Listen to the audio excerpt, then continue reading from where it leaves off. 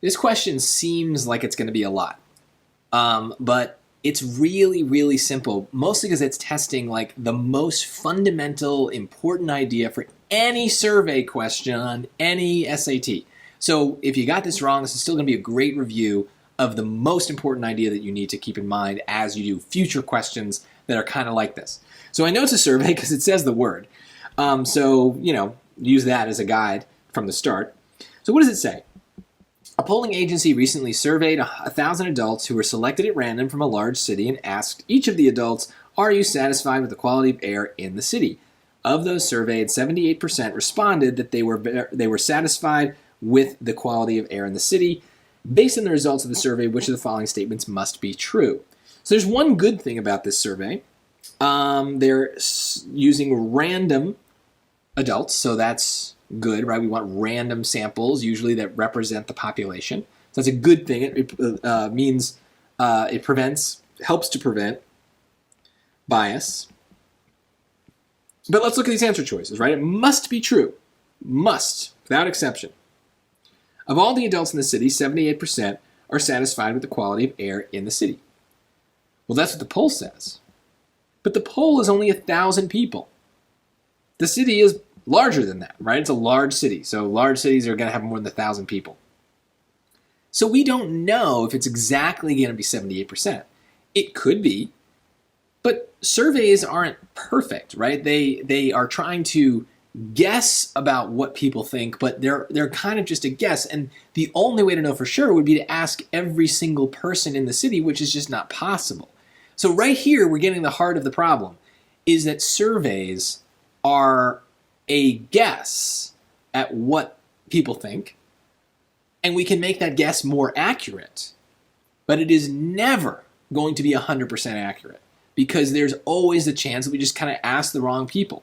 And so it could be that 77% are satisfied. It could be that 80% are satisfied. We don't know. That would be still a very accurate survey, but it wouldn't be 78. So this is not something that must be true. Number 2, if another 1,000 adults selected at random from the city were surveyed, 78% of them would report that they were satisfied with the quality of air in the city. Same problem as before. It's a random sample. It's 1,000 people. We can have some variation. We might ask like a slightly different group of people that has a slightly more or less favorable position. And so it might be close, where it's likely going to be close, but close is not what the question wants. The question wants it to be exactly 78%, and that is not going to happen, or it might not happen, right? It must be true. This is something that could be true, might not be true.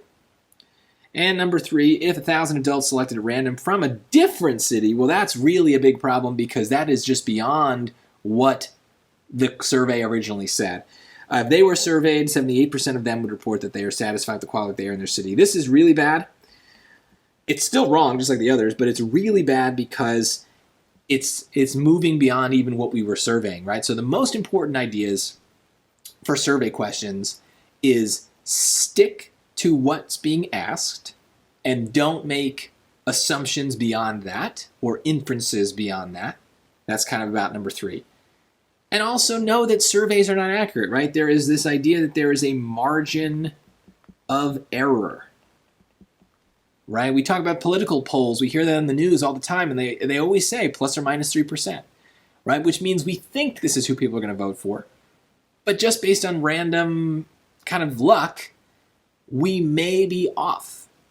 And sometimes that margin makes a difference. And so this is why it's important for just real life to understand this concept is a survey is not set in stone. It is a guess. It can be a very good guess, but it is never a perfect guess. And so the only way it's going to be a perfect guess is if you literally asked everybody. But that is not going to happen. And so on the SAT, be prepared for this concept to come up. It is absolutely tested. It can be worded lots of different ways, but the idea is going to be consistent.